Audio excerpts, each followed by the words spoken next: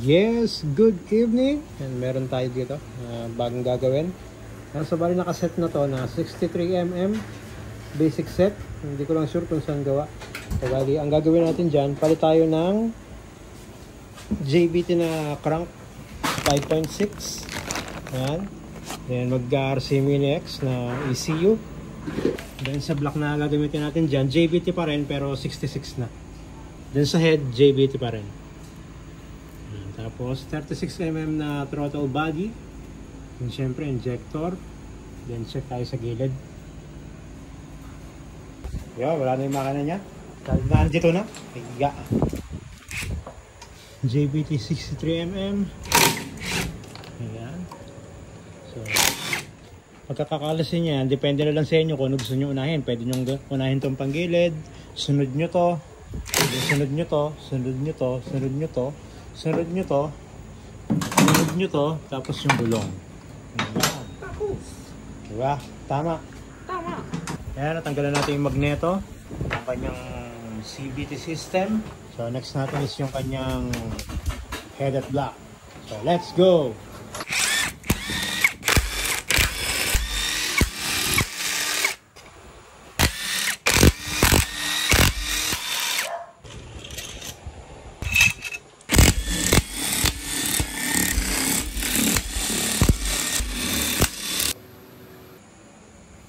Ayan, ito na yung ating crank.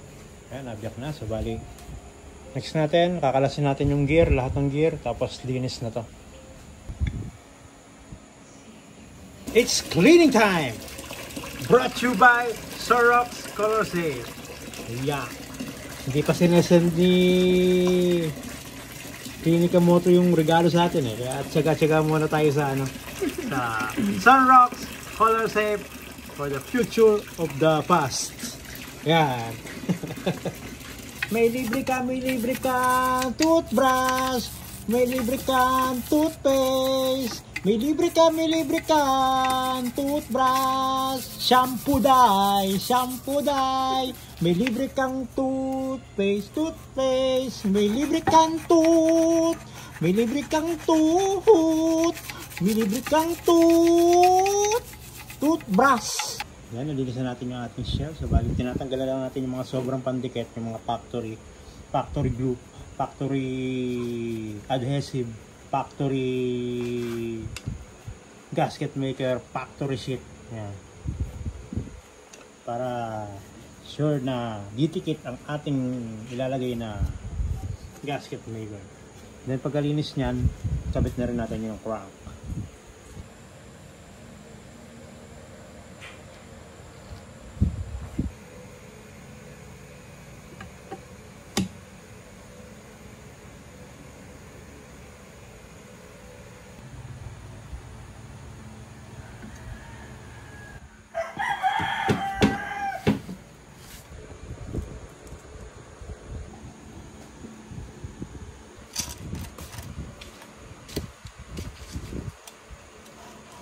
Yan, ito na yung ating head, JBT 2023. So habang hinihintay natin yung 66 na block, assembly na natin to, i-valve lap na natin, lagyan na ng bearing, yan, bearing, tapos yung valve seals, yan, kompletuin na natin to.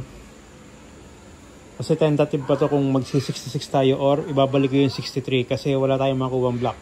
Yan, so assembly muna natin to. Yan, ito na yung head, assembled na. Yan, so bali may singaw yung isa. Laging isa rito may singaw, itong side na to. Yan. Yan, pagka ganyan lang, lap nyo. Lap-lapin nyo ng lap-lapin hanggang matanggal ang singaw. Sige, lap-lap. Alright. Yan, so bali yung gagawin natin dito is 63 na lang, no? Kasi hindi tayo makakuha ng block ng 66. So, binalik ko muna yung stock na tawag dito primary. So bali 1333 ang igigir natin dito, stock primary. Ayan, kabit na natin. It's JBT. Dahan-dahan, one hand only. Yun o, 33. Yan yung gitna, napapress na natin. So, yun. Yan, so nakikabit na natin yung gear. Next natin yung panggilid. Lilinisin natin yung panggilid, then kakabit natin. Wala tayong babaguhin sa specs ng panggilid. As is pa rin siya. gear lang ang i-level natin. Then yung makina. 5.6 yung crank. Tapos 63mm yung bore. Then JBT 2023. Alright. So ito na ating 63mm. 63mm na lang kinabit natin para hindi na maghintay si boss kasi wala pa yung 66 eh. So next natin dito, clay test tayo. So next natin dito, kabit natin yung block. Tapos yung head na assemble na rin natin.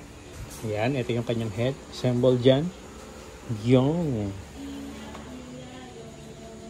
So clay test lang natin. Pagka ito walang tinamaan, bubuuin na natin diretso yan. Alright. Lusot. Yung. Isyabit na natin yan. Alright, so next natin dyan, tatiming lang natin yung cam gear. Tapos valve lash, throttle body. Yung mga cover dito sa gilid dito. Radiator. Yan, lahat ayusin na natin to, then kakabit na natin sa chassis nya, then paandarin na natin. Yun, okay na. Assembled na. Then nilagyan na natin ng brake-in oil. Ayan, ginagamit natin yung small tool sa brake-in oil. Hintay lang natin yan, maubos. Ayan. Tapos gear oil, baka makalimutan, salinan muna din ng gear oil. Ang gear oil na ginagamit natin dyan is J&M na gear oil. Then sa pulley natin, JBT. Tapos torque drive natin yung RS8. Then sa radiator na gamit natin, UMA. Ayan. Samco hose. So yun lang, wala nang masyadong special dyan. So kapit na natin yan, then paandarin na rin natin. Then ECU nyan, gagamitin ito, RC Mini X. So mamaya na natin ikakabit to, papaandarin muna natin sa stock ECU. Yun o, yan, ready to start. Let's hit it for the first start. And yun o, it's aliving, it's silencing. Alright, let's run it. Yan, so bali wala pa siyang idle. Iaayos na lang natin yung idle niyan dito sa RC Mini X. So it's time for you to kabit this. Ayan.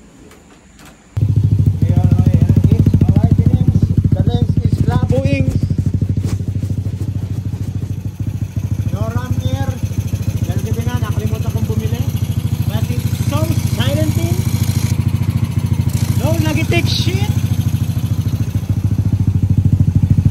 Connected yung ating isang Android. And it's responsible shit. Alright, so okay na to. For testing and tuning na lang to. Yan. So may papayo ko lang sa mga nag-uumpisa o kahit sa mga matagal ng mekaniko, pag kayo magpapadala sa mga nambabasenyo sa magulong mundo ng internet, kasi wala naman tayong mapapala kung papatol-patol tayo dyan, kasi hindi tayo ubra pagka sa Facebook tayo aawayin. Tularing magandang mangyayari. So ang gagawin nyo lang is manahimik kayo, gumawa lang kayo. Pag pinansin niyo, madidistract lang kayo, hindi kayo makakagawa ng maayos. So ang gawin mo na lang, yung motor na ginagawa nyo, yun ang hayaan nyo magsalita. Alright? Yan, so bali hanggang dito lang ating video. So wala talagang kahayan dinala yan dito, ganyan na. So then sa ram air, bukas bibili na lang tayo kasi nakalimutan kong bumili kanina. Pag nakabitan na natin yan ng ram air, tono na, then check lang kung may mga leak.